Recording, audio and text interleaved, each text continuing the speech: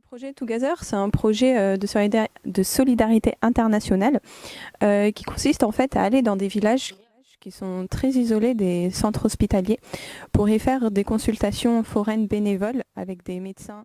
On fait aussi de la prévention, des délivrances de médicaments et des échanges interculturels avec les enfants et les gens du village.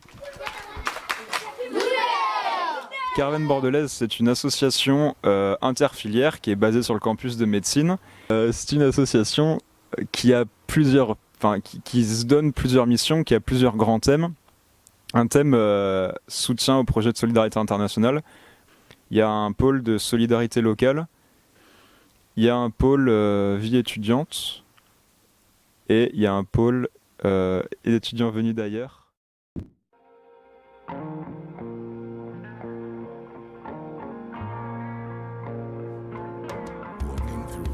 Arrivés à Lomé, nous rencontrons nos partenaires et faisons connaissance avec les membres participant à la mission de cet été. Nous allons au marché afin d'acheter les médicaments, le matériel et la nourriture nécessaires à la mission. Nous préparons nos sujets de prévention avec des chansons destinées aux enfants. Moustique vert qui volait dans l'herbe, je mets bien ma moustiquaire, je le dis à ces messieurs me disent, couvre bien ton nom, couvre bien ta peau, il sera protégé et en bonne santé. Ultime réunion avant le départ afin de peaufiner les derniers détails de la mission. Le moment du départ approche. Nous chargeons le camion de tout le matériel nécessaire à la mission. Notre sérénité s'évapore au fur et à mesure du chargement. Ça y est, c'est le grand départ dans les villages. Cette année, nous partons à Okunuu, nouveau village présélectionné par BEAO, association togolaise avec qui nous sommes en partenariat.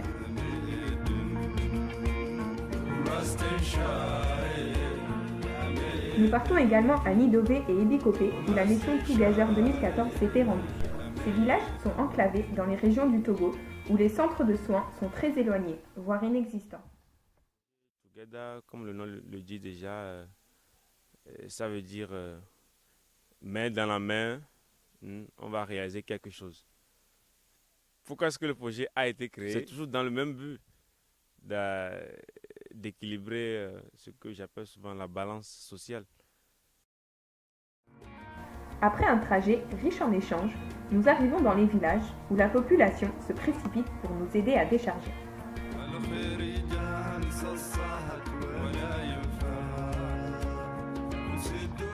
Nous découvrons les alentours du village où la tranquillité est le maître mot. Les caravanes apprennent à connaître les enfants grâce à des jeux d'extérieur. Nous nous attelons à la préparation des salles d'école que nous transformons en pharmacie dans lesquelles nous organisons les médicaments grâce à des inventaires bien précis réalisés en binôme avec BEAO. Les bancs d'école sont nettoyés afin de mettre en place la salle de consultation. Tous les matins, nous installons les patients pour prendre leurs constantes et recueillir leurs motifs de consultation. Nous les dirigeons ensuite vers les médecins du BEAO accompagnés des caravanes. Dans l'école, nous avons installé 5 postes médicaux. Il y a aussi un isoloir pour examiner les patients. Ce poste de consultation, donc aujourd'hui je suis en binôme avec TNT. Donc on reçoit les patients ici. On a le carnet de rapport à compléter avec l'âge, le sexe, les différents symptômes, les hypothèses diagnostiques.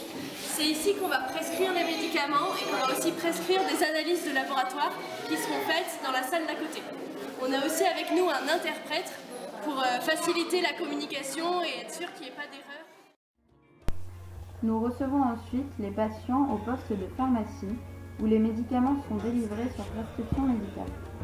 Nous expliquons en détail les ordonnances aux patients et nous tenons un registre des médicaments afin de bien cerner les besoins des populations pour les missions futures. Des examens sont réalisés comme le dépistage du paludisme, l'examen parasitologique des selles et des prises de sang qui sont analysées par les techniciens des laboratoires. Si besoin, nous pratiquons des soins infirmiers, notamment des points de suture, le nettoyage des plaies et des pansements.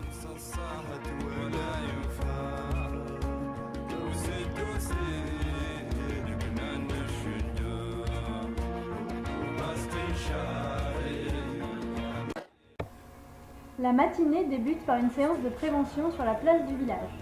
Des thèmes choisis en commun avec BEAO sont présentés, tels que le paludisme, les maladies liées à l'hygiène et à l'eau, le sida et les MST. Certains thèmes ont été définis suite à l'expérience des missions précédentes, comme la présentation d'étirements pour pallier aux problèmes de mal de dos récurrents chez les gens du village. Les thèmes sont aussi adaptés aux problèmes spécifiques rencontrés.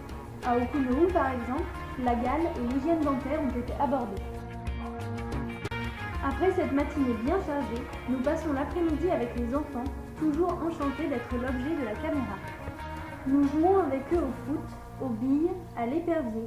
Ils prennent plaisir à nous apprendre leurs jeux et danses.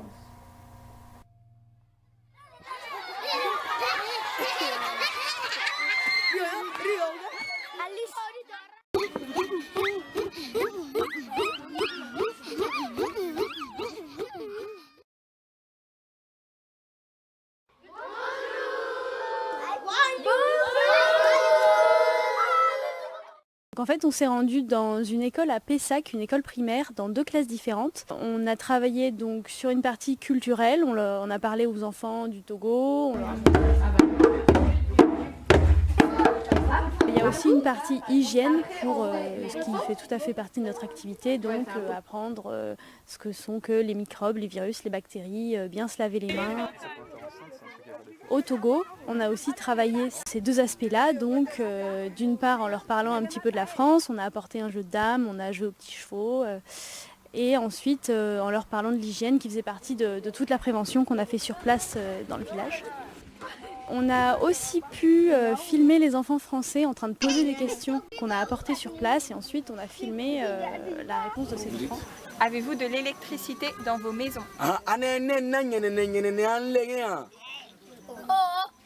Oui.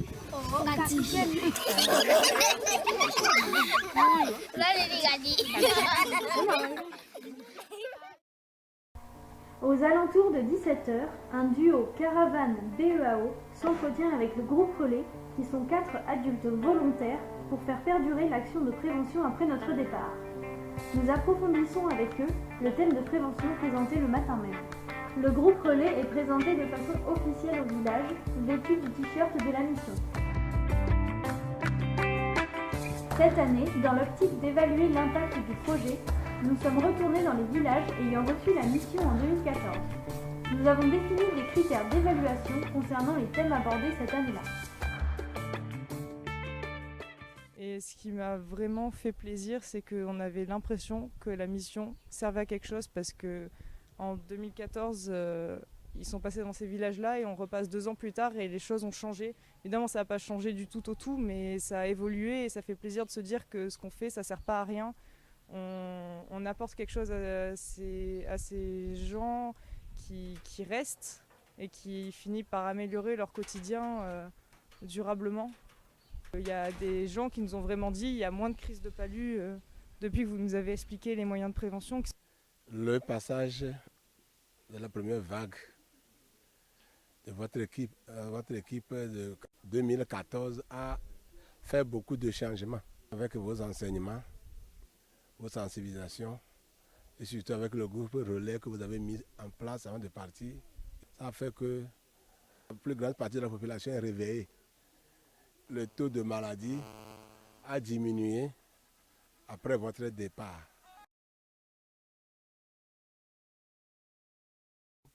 BEAO a pour objectif d'apporter les soins de santé primaires aux populations démunies, c'est-à-dire les coins reculés du Togo où il n'y a pas de centre de santé, où il y a un besoin imminent de santé. J'ai vu en fait qu'il y a plein de gens qui n'ont pas accès aux soins.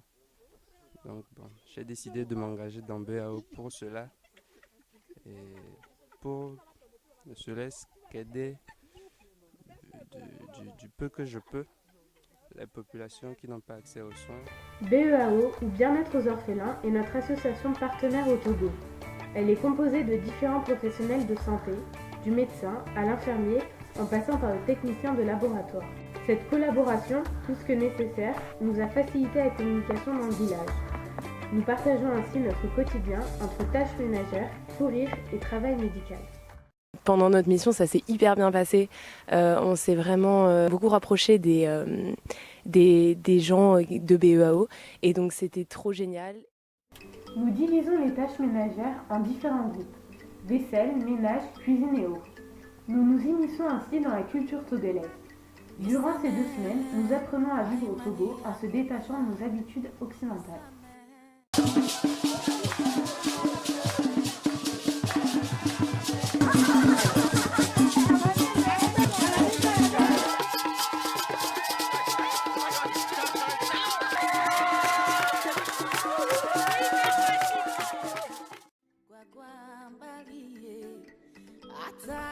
Afin de réaliser ce beau projet, nous travaillons toute l'année pour récolter les fonds nécessaires. Nous nous réunissons une fois par semaine pour planifier les événements à venir. Commission, balade à vélo, soirées d'hiver, cours de Zumba, petit déjeuner, pas le temps de s'ennuyer. Cette année, nous avons innové en organisant la semaine togolaise. Un événement par jour, tel que tournoi de pétanque, tournoi de foot, jeu de cartes, où les participants pouvaient remporter des prix. Je suis vraiment contente d'avoir fait ça. Je crois que c'est une des choses dont je suis le plus fière au final. J'avais très peur parce que tu rentres dans une nouvelle culture, tu vas dans un nouveau pays qui n'est pas du tout le même que le tien et du coup tu as peur de plein de choses et au final tu débarques et tu te dis que tu as vécu une expérience mais hors du commun et que tu as toujours voulu faire de l'humanitaire ou de la solidarité internationale, lance-toi. Merci sincèrement à tous les membres de BEAO d'avoir été là avec nous, de nous avoir accompagnés pendant toute cette mission, d'avoir rendu ça possible. Ça fait vraiment plaisir de rencontrer des gens comme ça et on les oubliera pas. C'est une évidence quoi, ce projet, c'est une évidence et ça a sa raison d'être et on a raison de le faire quoi. C'est super bien, c'est énorme comme expérience, c'est vraiment incroyable, c'est indescriptible même, mais vraiment si on peut avoir la chance de le vivre, il faut vraiment le faire, que c'est vraiment trop cool, c'est genre génial. Moi je sais que si j'étais pas parti, je serais passé à côté d'un truc dans ma vie, tu vois. J'ai appris tellement de choses. Je suis jamais partie aussi loin de chez moi et je suis vraiment heureuse d'avoir rencontré des gens mais vraiment adorables, mais plus que ça, ils ont presque rien et ils te donnent toujours plus. Des gens qui ont une joie de vivre, un sourire, un rire qui est magique. Enfin, je veux dire, c'est des choses qu'on voit jamais ici. C'est quelque chose que je garderai tout le temps dans ma tête et je trouve ça génial. Ce qui a été bien, c'est la volonté des gens du village. En fait, ils étaient très réceptifs et cela nous a permis en fait d'apprécier ce que l'on faisait. En fait, on se réveillait le matin à 5h30, même si c'était hyper tôt parce qu'on s'était couché très tard. On savait qu'ils étaient super gentils et du coup, on adorait en fait se lever à 5h du matin pour aller les voir et faire ce qu'on avait à faire. Ça vaudra toujours le coup, je pense, de vivre ça parce que c'est quelque chose qu'on n'a pas souvent l'occasion de vivre, je pense. Que positif, on apprend énormément de choses sur nous, sur les autres, sur le monde. Il n'y a que du positif à en retirer et ça vaut un an de préparation et ça en vaudrait 10. Ce projet fonctionne, ce projet est utile, ce projet est nécessaire et il faut le faire perdurer et il faut même trouver encore d'autres solutions pour améliorer l'accès aux soins au Togo et partout là où il y en a besoin.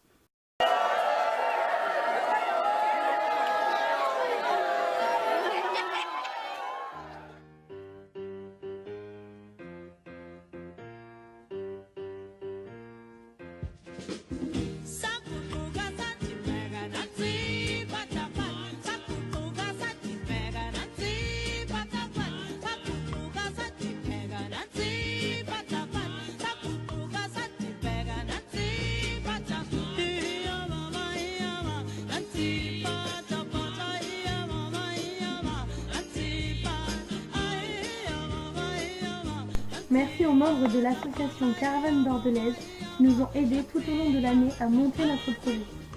Merci aux membres de l'association Bien-être aux orphelins d'avoir réalisé ce projet avec nous et de nous avoir chaleureusement accueillis pendant la mission. Merci aux membres de l'école Aristide Briand qui ont participé à l'échange interculturel de notre projet. Merci à tous les généreux donateurs et aux partenaires qui ont cru en notre projet et ont accepté de soutenir nos actions. Merci à tous les étudiants qui ont contribué à la réalisation du projet tout au long de l'année. Merci à nos familles et nos proches qui nous ont soutenus chaque jour. Merci aux gens des villages de Nidové, Okugno et Bikopé de nous avoir accueillis et d'avoir partagé leur culture avec nous. Merci du fond du cœur, cette merveilleuse aventure n'aurait pas été possible sans vous.